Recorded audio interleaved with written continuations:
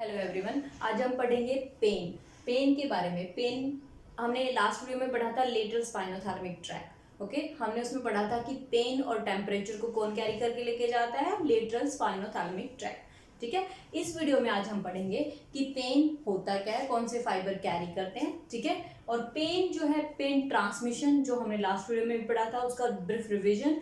ठीक है, pen perception, हमें ब्रेन लेवल पे पेन जो है कहाँ कहाँ फील हो पाता है, कहाँ हम परसीव करते हैं इंफॉर्मेशन, और पेन के कई सारे एस्पेक्ट होते हैं वो हम कैसे परसीव करते हैं।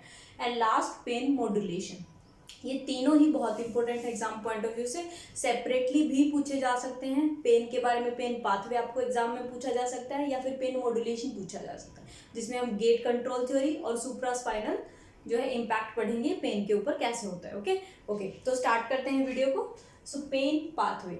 अब हमें पता है पेन जो है, it can be slow pain और it can be fast pain.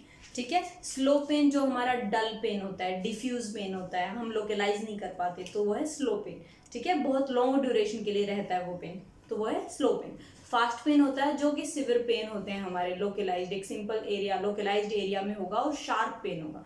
ठीक है, ओके, तो इसके लिए जो फाइबर हमारे, जो नर्व फाइबर इस इंफॉर्मेशन को कैरी करते हैं, वो दो टाइप के नर्व फाइबर होते हैं। ए डेल्टा फाइबर जो कि होते हैं फास्ट फाइबर, और C unmyelinated fibre. A delta fibre is myelinated fibre, C fibre is unmyelinated fibre.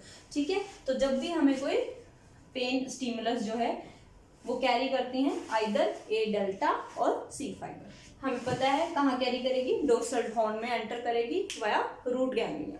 Okay, then it will synapse on second order neuron. तो फर्स्ट ऑर्डर जो afferent है वो साइनैप्स करेगा सेकेंड ऑर्डर न्यूरॉन पे, और second order neuron it goes to the lateral white column. हमने last video में भी पढ़ा था, लेटरल साइड ट्रैवल करेगा और फिर वाइट कॉलम में असेंड करेगा। Okay, axon fiber white column में असेंड करेगा, एक्सोन फाइबर वाइट कॉलम में असेंड करेगा, तो ये कहीं भी डिकर्सेशन, कोई क्रॉसिंग नहीं होनी, सीधा जाके ये सेकेंड ऑर्डर न्यूरॉन जो है साइनैप्स करेगा थैलेमस में। ठीक है, वेंट्रोपोस्टीरियर लेटरल न्यूक्लियस ऑफ थैलेमस। अब थैलेमस में ये सेकेंड ऑर्डर न्यूरॉन साइनैप्स करेगा, और वहां से थर्ड ऑर्डर न्यूरॉन जाएंगे पोस्ट सेंट्रल गायरस, और ये इंफॉर्मेशन पहुंचेगी हमारी ब्रेन तक, सेरिब्रम तक। ओके, तो ये तो हमने पढ़ा था लेटरल स्पाइनोथैलेमिक ट्रैक्ट में, lateral spinothalamic tract which carry temperature and pain information. ठीक है, अब पेन स्पेसिफिकली अगर हम बात करें तो ये सेकेंड ऑर्डर न्यूरॉन जो है, सेकेंड ऑर्डर न्यूरॉन ये जब इंफॉर्मेशन को थैलेमस तक लेके जाता है, साइड बाय साइड ये सारे हैं फास्ट पेन फाइबर, ये डेल्टा फाइबर्स की बात हो रही है, बट साथ में सी फाइबर जो है अनमाइलिनेटेड स्लो पेन फाइबर जो है, वो कुछ फाइबर्स सेकेंड ऑर्डर न्यूरॉन से ही रेटिकुलर फॉर्मेशन में एंटर होते हैं। ओके, ये हमारा, ये मिड ब्रेन, ये पोन्स, ये मेडुला। तो हमें पता है डिफ्यूजली कुछ ग्रे मैटर ऑफ न्यूक्लियाई हैं जो फैले हुए होते हैं सेंट्रली प्लेस्ड, जिन्हें बोलते हैं रेटिकुलर फॉर्मेशन। ओके, तो रेटिकुलर फॉर्मेशन के अंदर कुछ स्लो पेन फाइबर्स जो हैं ट्रैवल करते हैं यहाँ पे, क्योंकि इसका स्पेसिफिक फंक्शन होता है, हम बात करेंगे उसके बारे में। ठीक है, तो यहाँ से क्या होता है, रेटिकुलर फॉर्मेशन में अगर हम इससे ये स्ट्रक्चर को फिर से ड्रॉ करें तो बेसिकली क्या होता है, ये हमारा रेटिकुलर फॉर्मेशन है और यहाँ पे हमारे स्लो पेन फाइबर्स आ गए। ठीक है, उसके बाद जो थैलेमस है, ये हो गया हमारा थैलेमस। ठीक है, अब थैलेमस में हमें पता है कि वेंट्रोपोस्टीरियर न्यूक्लियस यहाँ पे होगा ना, यहाँ पे ये कुछ रीजन होगा वेंट्रोपोस्टीरियर न्यूक्लियस, जहाँ पे हमारे आएंगे ए fast pen fibre, A delta fibre. लेकिन हमें यहाँ पढ़ना है एक्स्ट्रा थिंग क्या ऐड हुई है, वो है रेटिकुलर फॉर्मेशन। रेटिकुलर फॉर्मेशन का क्या है, रेटिकुलर फॉर्मेशन में जब ये स्लो पेन फाइबर्स जाएंगे तो ये फाइबर्स असेंड होंगे थैलेमस की तरफ। ठीक है, ये फाइबर्स असेंड होंगे थैलेमस की तरफ, और ये कहाँ से असेंड होंगे, ये होंगे इस पार्ट में, इसमें लैमिना है ना, ये लैमिना दिख रहा है आपको, हाँ, this is called intra laminar nucleus of thalamus. क्या बोलेंगे हम इसे, intra laminar nucleus of thalamus. ठीक है, ओके तो स्लोप इन फाइबर्स जो हैं वो असेंड करेंगे रेटिकुलर फॉर्मेशन से थैलेमस में, कहाँ, इंट्रालैमिनार न्यूक्लियस ऑफ थैलेमस, और इंट्रालैमिनार न्यूक्लियस ऑफ थैलेमस से again they will ascend to the cortex. अब ये हमें क्यों चाहिए? ये हमें चाहिए अलर्टनेस ऑफ पेन के लिए। पेन के लिए हमारी अलर्टनेस चाहिए। रेटिकुलर फॉर्मेशन नेसेसरी होता है हमारे लिए, हम कितने अलर्ट हैं, और यही फाइबर्स हैं जो कट होते हैं जब हम व्हेन वी स्लीप, जब हम सोते हैं। तो इसी को ये जो फाइबर्स हैं जो रेटिकुलो सेरिब्रल फाइबर्स हैं, ठीक है, ये क्या करता है, ये इसको इनहिबिट कर देता है, जिसकी वजह से थैलेमोकोर्टिकल फाइबर्स जो है फिनिश हो जाते हैं, इनहिबिट हो जाते हैं। तो इसीलिए हमारे कॉर्टेक्स तक बॉडी की कोई इंफॉर्मेशन नहीं पहुंच रही होती। इसी को बोलते हैं हम स्लीप, राइट। ओके तो स्लीप जो है, ड्यूरिंग स्लीप जब हम सोते हैं हमें कुछ पेन की इंफॉर्मेशन होनी चाहिए। फॉर एग्जांपल जब हम सो रहे हैं और अगर हमें कोई चीज़ चुभने लग जाती है, ठीक है, कोई हर्ट कर रहा है कुछ भी, फॉर एग्जांपल कुछ भी एनीथिंग जो कि हर्ट कर रहा है, जो कि हमारे लिए डेंजरस हो सकता है, तो वो फाइबर्स जो है हमें पता होने चाहिए, और कुछ ऐसा होना चाहिए कि वो हमें अलर्ट कर दे ड्यूरिंग स्लीप भी। इसीलिए जब हमारे पेन फाइबर्स जो है लेटरल स्पाइनोथैलेमिक ट्रैक से जब पेन फाइबर असेंड होते हैं, तो for alertness of pain reticular formation में कुछ फाइबर्स आते हैं, और through this track, this thalamocortical track, तो रेटिकुलर फॉर्मेशन से thalamus, intralaminar nucleus and then to cortex. तो ये जो फाइबर्स हैं ये नेसेसरी हैं हमारे अलर्टनेस ऑफ पेन के लिए, ताकि जब भी पेन हो, जब हम सो रहे हो तब भी हम पेन के लिए अवेयर हो पाए, और अगर वो हर्ट कर रहा है तो हम अवेक हो पाए, जाग पाए, और जो भी स्टिमुलस है उससे दूर हो पाए। ओके तो बेसिकली ये है हमारा अलर्टनेस ऑफ पेन। उसके अलावा तो ये हो गया हमारा पेन ट्रांसमिशन, फाइन। एक तो हो गया रेटिकुलर फॉर्मेशन, इसके अलावा भी कॉर्टेक्स के, ये तो हमारा हो गया ब्रेन स्टेम में। ब्रेन स्टेम में कहाँ कहाँ हमें पेन परसीव होता है, आखिर क्या कहाँ कहाँ पेन इंफॉर्मेशन जाती है। इसके अलावा अगर हायर सेंटर्स की बात करें तो हमारी पेन इंफॉर्मेशन कहाँ कहाँ जाती है। तो बेसिकली अगर एग्जाम में आपको आता है पेन, तो पेन परसेप्शन अगर आता है, परसेप्शन कि हमें पेन जो है, पेन के बारे में हम अवेयर होंगे, दैट इज परसेप्शन, राइट। वो कहाँ कहाँ होती है, तो ब्रेन स्टेम में रेटिकुलर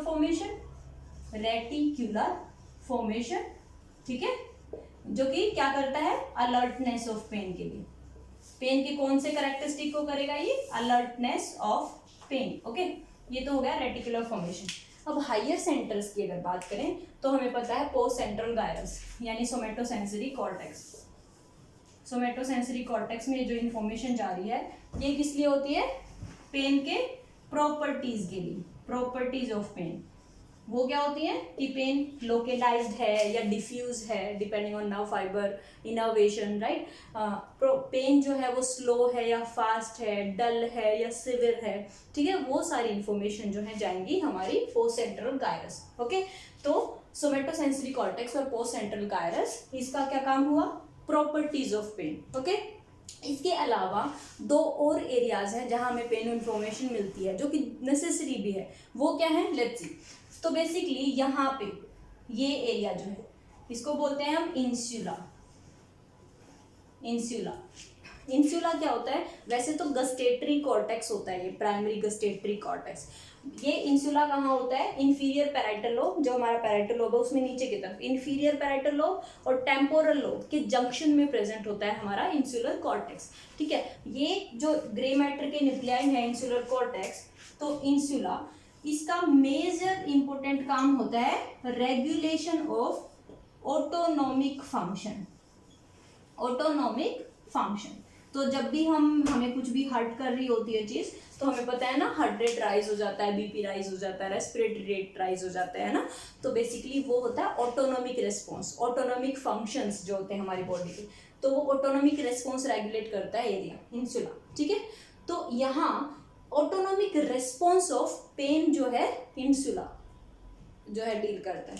तो बेसिकली ये जो इंफॉर्मेशन है थैलेमस से, ये कहाँ जाती है, रिस्पेक्टिव इंसुलर कॉर्टेक्स में जाती है, अपने अपने साइड में। ठीक है, ओके।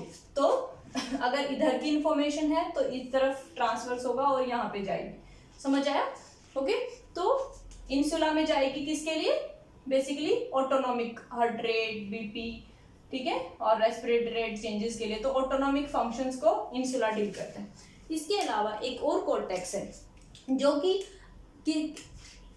जिसका नाम है यहाँ पे, ठीक है, which is cingulate gyrus. Cingulate gyrus हमने एक वीडियो बनाई थी, that is about emotions, emotional aspect को कौन कौन से ब्रेन एरियाज डील करते हैं, हमने एक वीडियो बनाई थी बहुत पहले। तो बेसिकली ये होता है cingulate gyrus, cingulate gyrus, fine. अगर हम ब्रेन को साइड से ड्रॉ करें लाइक दिस, तो ऐसे फैला होता है सिंगुलेट गायरस, ऐसे एंटीरियर टू पोस्टीरियर, ऐसे, ठीक है। सिंगुलेट गायरस क्या कर रहा होता है, it deals with emotional aspect of pain, emotional aspect of pain. तो समझ आया।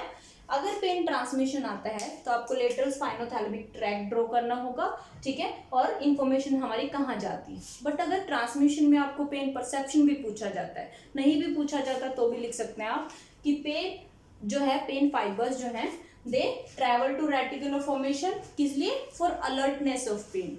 दे travel to somatosensory cortex for properties of pain. They travel to insular cortex for autonomic response of pain, and they travel to cingulate gyrus for emotional aspect of pain. Okay, so that's all about pain perception. समझ में आया। तो pen pathway और pen perception, अगर कोई भी आपको इसमें कोई भी डाउट है तो आप कमेंट बॉक्स में जरूर लिखिएगा, विल क्लेरिफाई अगेन, ठीक है। तो अब इस टॉपिक में अगर हम पेन की बात करें तो इसमें बच गया हमारा पेन मॉड्यूलेशन। ओके, तो हम नेक्स्ट वीडियो में पढ़ेंगे पेन मॉड्यूलेशन। अगर आपको कोई भी क्वेरी है तो you can comment below. Okay, जिसने सब्सक्राइब नहीं किया वो प्लीज चैनल को सब्सक्राइब करिए, क्योंकि आपका सब्सक्रिप्शन मुझे बहुत मोटिवेट करता है। Thank you so much for watching.